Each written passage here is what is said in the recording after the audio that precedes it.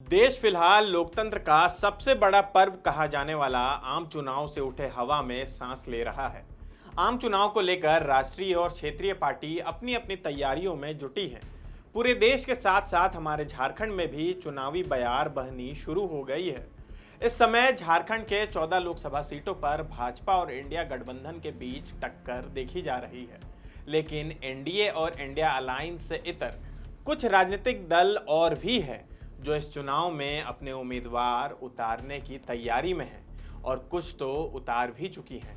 और जानकार कह रहे हैं कि इन क्षेत्रीय दलों और निर्दलीय उम्मीदवारों से इंडिया गठबंधन और एनडीए गठबंधन को नुकसान पहुंच सकता है। इन दलों में झारखंड पार्टी एआईएमआईएम और खतियानी झारखंडी पार्टी जयराम महतो वाली जेएलकेएम पार्टी शामिल है। देश में एआईएमआईएम पुरानी पार्टी है। बिहार के विधानसभा चुनाव में पार्टी का प्रदर्शन काफी अच्छा रहा था और तो और पार्टी ने आरजेडी को खासा नुकसान भी पहुंचाया था। जबकि झारखंड पार्टी राज्य की सबसे पुरानी क्षेत्रीय पार्टियों में से एक है। इस लोकसभा चुनाव में झारखंड पार्टी लोगों तक अपनी विचारधारा को लेकर जाना चाह रही है। वहीं जयराम महतो की जेएलकेएम ने भी इस बार शंखनाद कर दिया है और झारखंड के अलग अलग लोकसभा क्षेत्र में अपने कैंडिडेट उतार दिए हैं। जेएलकेएम के उम्मीदवारों ने तो क्षेत्र का दौरा भी शुरू कर दिया है। वहीं पार्टी के सरमौर जयराम महतो गिरिडीह से चुनावी बिगुल फूंक चुके हैं।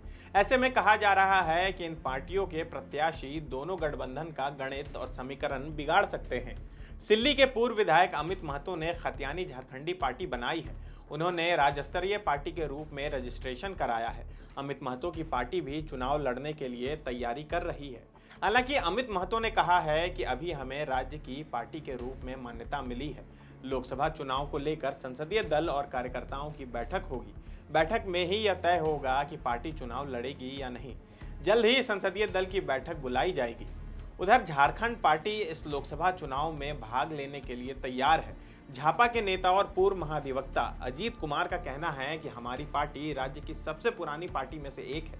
वह दावा करते हैं कि झापा झारखंड के नामधारी दलों की जगह ले सकती है, यानी कि बड़े बड़े पार्टियों को रिप्लेस कर सकती है। पार्टी उम्मीदवार को खूंटी संसदीय क्षेत्र के साथ ही चाईबासा और लोहरदगा में भी उतारेगी। खूंटी झारखंड पार्टी का घर और दिल है, इसलिए वहां से चुनाव लड़ना तय है।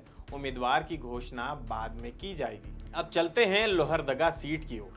लोहरदगा में कांग्रेस का खेल बिगाड़ सकते हैं चमरालिंडा। लोहरदगा सीट पर महागठबंधन में तकरार है। यहाँ के कांग्रेस की दावेदारी मजबूत है, पर झामुमो विधायक चमरालिंडा भी चुनाव लड़ने की तैयारी में है। उन्होंने झारखंड विधानसभा से एनओसी भी लिया है। इतिहास रहा है कि चमरालिंडा जब भी लोहरदगा से चुनाव लड़े हैं तब वहां से त्रिकोणीय मुकाबला हुआ है। एक बार चमरालिंडा त्रिकोणीय मुकाबले में दूसरे स्थान पर भी रहे हैं। चमरालिंडा को टिकट नहीं मिलता है तो वह निर्दलीय चुनाव लड़ सकते हैं। ऐसे में भाजपा को सीधा फायदा होगा और महागठबंधन को नुकसान। चलिए अब चलते हैं असदुद्दीन ओवैसी की पार्टी एआईएमआईएम की तरफ। एआईएमआईएम राष्ट्रीय अध्यक्ष असदुद्दीन ओवैसी, जो हैदराबाद से सांसद भी हैं, उनकी पार्टी झारखंड में 3 सीटों पर चुनाव लड़ने की तैयारी में है।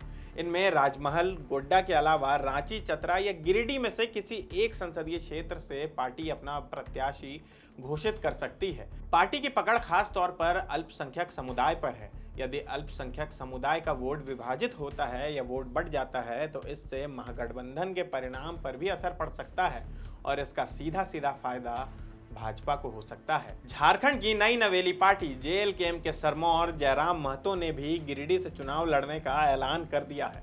इसके अलावा उनकी पार्टी 6 सीटों पर भी अपने प्रत्याशी उतारेगी। इसके ऐलान के साथ ही झामुमो, भाजपा और आजसू को परेशानी हो सकती है, क्योंकि जेएलकेएम के चुनाव लड़ने से किसकी लकीर छोटी होगी और किसकी बड़ी, यह देखना बेहद दिलचस्प होगा।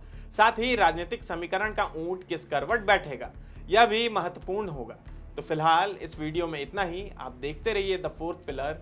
मेरा नाम है आसिफ। धन्यवाद।